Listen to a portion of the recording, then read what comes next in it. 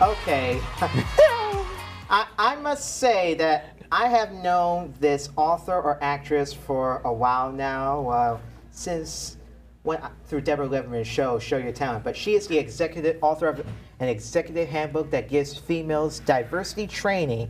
She hopes her book will help men understand what it means to be a female executive and also enable women to become C-level executives. So please welcome the author of SheEO versus CEO, an executive handbook, Amelia Moore. How are you guys today? Great. We're Doing good. So I was reading more about this book here, and you have something more interesting where you dedicated to a lot of people, and you talk about in terms of like with men and women, you give out your definition. But I want to know for sure what got you inspired into writing this book here. There's a lot going on with the female movement right now, and you know, I don't knock anybody's hustle, but I deal with the youth, and I started seeing all focus on one in particular image, and not necessarily anything that's representing women like myself, who have learned how to navigate within the corporate structure to get and achieve the goals that I've done.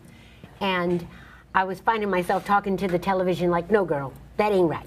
Or talking to the radio like, you've got it completely wrong. You know? Or even just, you know, at the train or the bus stop, hearing some girls deal with the same challenges that I was dealing with. And I'm like, yeah, something's got to be done. And I always give back before I go to the next chapter in my life. And now as a creative, as a journalist and an actor and a TV host, I felt like I wanted to just leave something about my executive life. And so that's what this was. Oh, okay. SheEO versus CEO. I love the title. I love it too. Thank you. It's pretty catchy. You know, it's so funny because the book itself is now turning into a movement. I've spoken before the National Black MBA Association and helped out some managers, you know, female managers, as well as some of the other managers, the male managers that were like, wow, I never even thought about that. I've spoken for the Chinese Women's Foundation for their inaugural meeting, and that's in conjunction with the U.S.-Chinese Chamber of Commerce.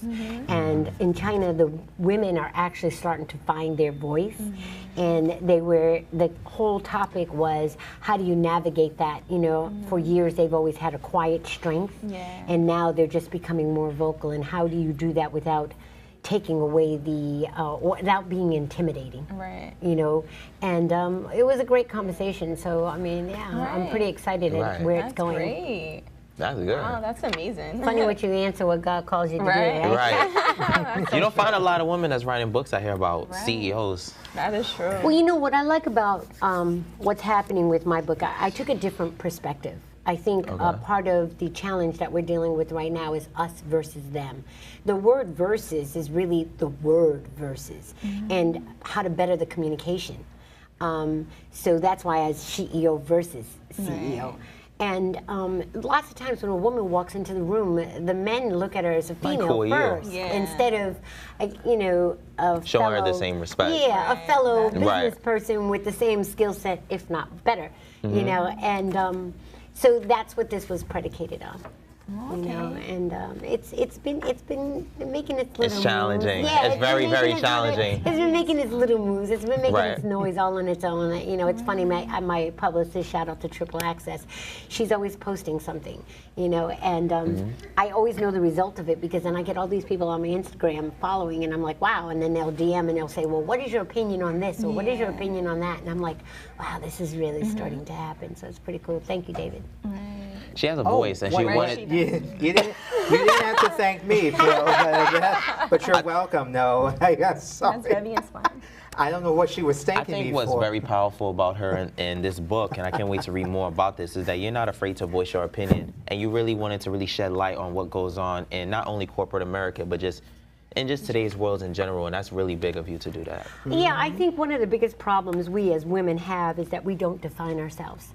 Being nurturers and we take things as it comes. and we try to figure it out on the fly. But that's counterproductive. You know, we always want to help everybody, but that's counterproductive when you talk about corporate America. You know, you have to really look at the titles. Like for me, I'm a go-getter. That's what I'm talking about. That's what I'm talking about. So many times I was called the B word. But before I would, you know, you can say it out loud. Oh, okay. Well, I was You can called a say bitch. Yeah. But here's the interesting thing about it, though. I would turn around and I'd tell them, before you call me that, I need you to know what my definition is, so that when you're calling it, you know what you're saying to me. Right. So my definition is beautiful, intelligent, talented, corporate hustler. So Right. I'm a Let 'em bitch. know. And I'm Let not 'em just know. a bitch, I'm that bitch. Right. Don't get it twisted. Exactly. So, You let 'em know.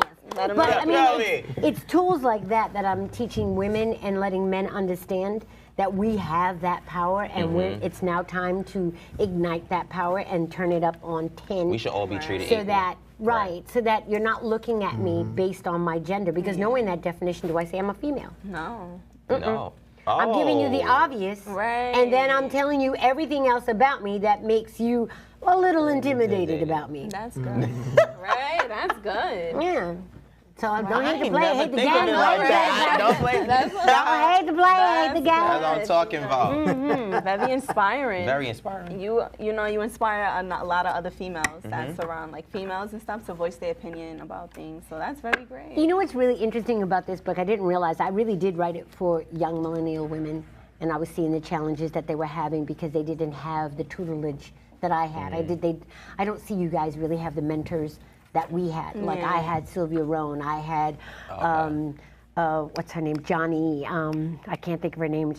She started the Female Black Women in Entertainment. I can't think of her name right now. But there's a lot of powerful, you know, Cynthia Horner. I mean, oh my God, the list goes on. And they were always extending themselves, but I don't see that for y'all. And I was just like, that's part of the problem, because all you guys see is these images of girls tricking and doing all kind of craziness. And I don't knock anybody's hustle. Get it how you want to get it. Oh, dude, But there's consequences to that. And It leads to something. well, no, it's all about that definition. And sometimes some girls, they do that because they see that as a role, but it's really not them. And so they wind up feeling this other thing that happens inside of them that's like, I'm doing this and I'm doing it well, but it's not me. And so how do I get out of this prison that I put myself in? And so that was another thing that I talked about. You know, it's like, understand and be honest with yourself as to who you are, and then be able to communicate that to anyone and everyone. Not to get off topic, but I just want to let our viewers know of how I knew Amelia more. Deborah Liverman, who is our co-executive producer of this show here. Love Deborah. Yes, she has her show, Your Talent, here, and she was one of the performers or guests on her show. Could we take a look at this? Oh, no. It was funny. Chantel, is Beverly out there? Yeah, I know. When she saw Tafina, she quickly moved out of her way. No, it's not necessary to bring in refreshments. Just send her in, please. Thanks. Hello, Beverly. Please sit down. Thank you very much, Dennis. I can totally understand the reason for this conference. It is Dafina. She rudely advised me to stay away from the coffee machine. She believes everyone is against her, but I am not. I don't drink coffee. Do my teeth show that I drink coffee? Huh. Dafina needs help.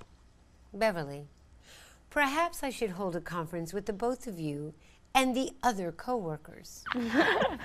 That's funny. Yeah, I know. Is there anything that you learned from Deborah from acting out that part? Yeah. From office policies? Well, you know what I loved about Deborah as a director and as a producer?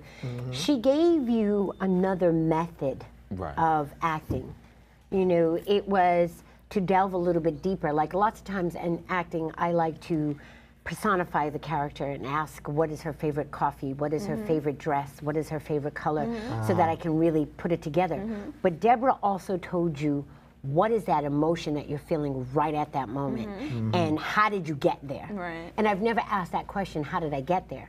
So that gave me the opportunity. I've always looked at the emotion, but not how I got there, and that built me up Yeah. to that That's the point. key. Right. And Right, that's that the key. really affected the delivery. Yeah, so I'll tell you what, we could have you do a little more acting, because don't go anywhere. Amelia is going to stick around, because she's going to share something from her book. And more acronyms. Yeah, or whatever you want to call it. But or is she? We'll be right back. Right back.